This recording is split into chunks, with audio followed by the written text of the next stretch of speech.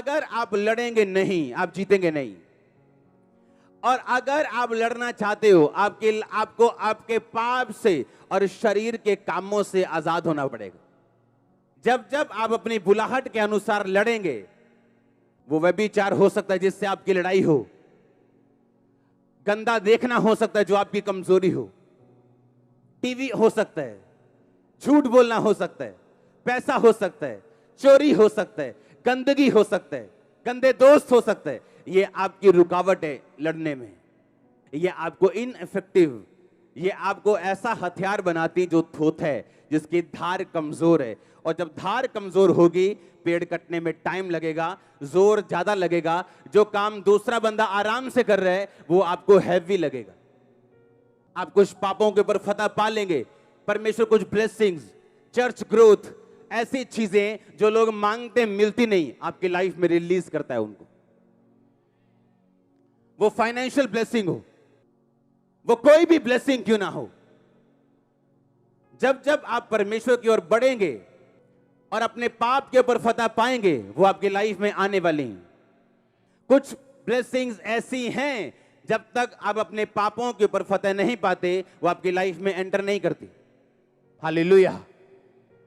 जो सिन पावर है वो आपको एक्चुअल में रोकती है अगले लेवल पे जाने से। वो फाइनेंस का हो, लाइफ का हो, शांति का हो। आपके परिवार में कुछ कलेश ऐसे हैं, जब तक आप नहीं सुधरेंगे वो कभी नहीं जाएंगे। आपके फैमिली के कुछ ट्रबल ऐसे हैं, जब तक आप नहीं सुधरेंगे, आप लाख समझा के देख लो, बूढ़े बुजुर्ग समझा के देख लो, वो नहीं जाएंगे। क्योंकि ये साबित करती हैं चीजें कि हम एक लड़ाई में हैं, और ये लड़ाई आत्मिक है। शैतान खराब करना चाहता है लोगों को, वो मारना चाहता है। बाइबल कहती है वो घात करने आया, नष्ट करने आया, इसलिए उसने बच्चे को पकड़ा, रबीज दी, अब वो पागल हो चुका है, कुत्तों की तरह बोलता है, कुत्तों की तरह करता है, पानी से डरता है। परमेश्वर कहता है मैं आया कि तुम बहुतायत का जीवन पाओ। तुम आत्माओं पे जिस दिन कब्जा कर लोगे, तुम अपनी लाइफ पे कब्जा कर लोगे। जिस दिन व्यभिचार की आत्मा पे कब्जा कर लोगे, उस दिन किसी आशीष पे भी कब्जा कर लोगे।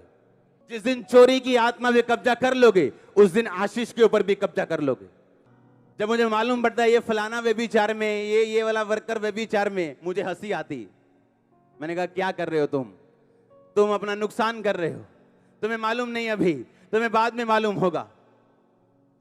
बाइबल कहती ऐसा नहीं हो सकता कि तुम अपने छाती पे अंगारे रख लो और तुम जलो ना। इसका परिणाम नाक दोना सा कड़वा होगा। और बाइबल कहती व्यभिचारी बंदे की बेइज्जती जब तक वो धरती पे जिएगा कभी मिटेगी नहीं। आज सैमसंग बोलो तो क्या याद आता है? व्यभिचार, दलीला आती है कि नहीं? उसके सारे अच्छे काम भूल गए, दलीला याद है। आप कलेश नहीं रोक सकते अगर आप खुद पाप में हो तो, क्योंकि वो आत्माएं आपके घर को इफेक्ट करेंगी, आपके फाइनेंस को इफेक्ट करेंगी, आपके शरीर को इफेक्ट करेंगी। लोगों के ऊपर लगता है ए बाबा को गुस्सा क्यों आता है इन लोगों के ऊपर? उनकी प्रॉब्लम कैरेक्टर है जो मेरे साथ क्लैश होता है फिर। आमीन। प्रॉब्लम काम नहीं है, कैरेक्टर है। जब एक बुरे कैरेक्टर वाला बंदा आपके आसपास काम करेगा, आपकी स्पिरिट बेचैन होगी, आपको मालूम है कुछ रॉन्ग हो रहा है, जो मैं चाहता हूं वो हो नहीं रहा। क्योंकि कमिटेड लोग चाहिए मिनिस्ट्री में, सेवा में, प्रभु के कामों के लिए, निर्दोषता में जिन्होंने हाथ धोए हो, जिनके काम निर्दोष और हृदय शुद्ध हो, लेकिन वही परमेश्वर को देख पाएगा। क्योंकि जब आप शैतान की बात सुनेंगे, वो कहीं ना कहीं से आपको फल देने के लिए आएगा। वो आपकी फैमिली में हो, आपके शरीर में हो, आपके बच्चों में हो। अब ये आपने डिसाइड करना है कि मैंने पाप के ऊपर फतह पानी है कि नहीं पानी। अगर यीशु मसीह के पास आए हो तो आपको सुधरना पड़ेगा, और सुधारेगा मेरा परमेश्वर। जो नहीं छोड़ सकते वो छोड़ोगे तुम। ऐसी क्या चीज है जो क्रिश्चियन नहीं कर सकता? ऐसी क्या चीज है जो तुम नहीं कर सकते? लेकिन जो मुझे सामर्थ्य देता है उसमें मैं सब कुछ कर सकता हूं। सब कुछ, सब चीजें मेरे लिए पॉसिबल हैं जो मुझे सामर्थ्य देता है। आमीन। इसलिए मैंने कहा आप एक लड़ाई में हो।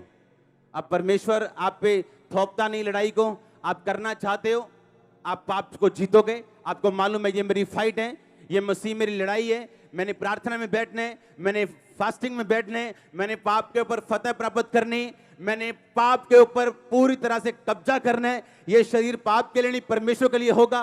कमिट करो अपनी लाइफ को, रीडेडिकेट करो अपनी लाइफ को। सोचो मेरी प्रार्थना कितनी, मेरी फास्टिंग कितनी, और सोचो मैंने क्या करना है परमेश्वर के लिए, कितनी देर परमेश्वर के सामने जाना है, रोज, एवरी डे।